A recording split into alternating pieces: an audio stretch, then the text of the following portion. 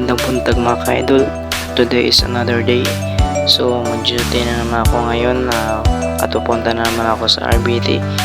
Ayan po, nag-ayos muna ako bago ako pumunta at nagiinom ng tubig kasi hindi na po ako kumakain dahil matagal po akong gumising kanina.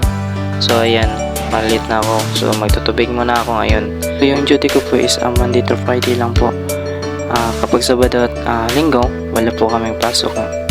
At pagkatapos kong uminom ng tubig ay pumunta mo ako sa labas kasi kine-check ko po yung ulan kung malakas pa ba or mahina bago ako punta sa RBT kasi magmotor lang po ako, gamit ko si Bumblebee. So ayan, nagsusuot na po ako ng pulang helmet kasi pupunta na po ako sa RBT. At so ayan, nakarating na po ako sa RBT at medyo na late po ako kasi 8:30 yung pasok namin, yung oras na is 8:40. So nag-ayos muna ako bago ako pumasok sa loob ng opisina at medyo basa ako kasi medyo nag-uulan.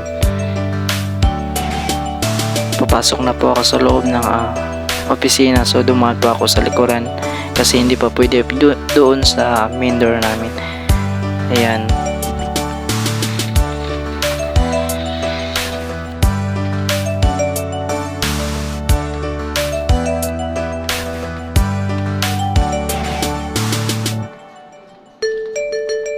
So yan, pagkarating ko sa loob, umupo muna ako kasi wala pa yung nagtuturo sa akin. So ayan, tamang pagwapo muna. Wow, gwapo. At naghihintay din po kami na kung ano ang gagawin pa namin, kung ano mga instruction na ibibigay sa amin. So naghihintay po ako kasi na-late yung nag-supervise po sa akin. So kasama ko si Angel at tamang chill muna sa loob.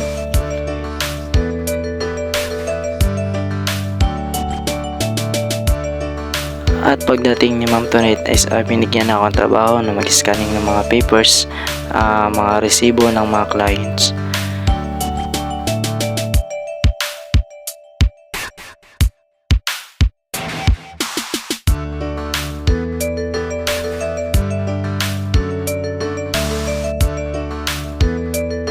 Tapos mag-time out na po kami kasi kakain na po ng tanghali at yan, mag-time out na po at ilagay ko yung anong oras ko nag-time out. Then lalabas din kami, kasama ko yung mga RBT pips.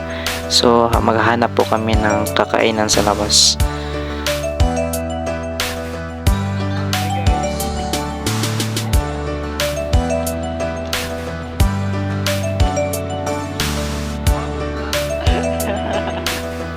Naglalakad lang kami kasi malapit lang yung pupunta namin na kainan. Pagdating namin is namili po kami kung anong iulam namin. At nakita ko yung mga gengking na mga kasamaan ko kasi hindi kami kasama sa isang agency at sa SSC sila nalagay. Ayun, kumain na po kami at pagkatapos naman kumain pupunta po kami sa Gaisano Mall. So ayan, kasi meron pong bibilhin yung kasama namin sa loob. At sinamahan namin, kasama ko sila Argel, si JB at si Grizel. At ngayon pumunta po sa amin at nagpapakyut na naman. Cute ipot.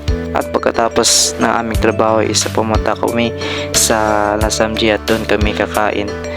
So ayan, dito lang po nagtatapos yung vlog ko at salamat po sa sumusuporta at don't forget to follow my page. And it's me, Rowell Sala Jr. So God bless po sa inyong lahat. Mabuhay kayo hanggat gusto nyo.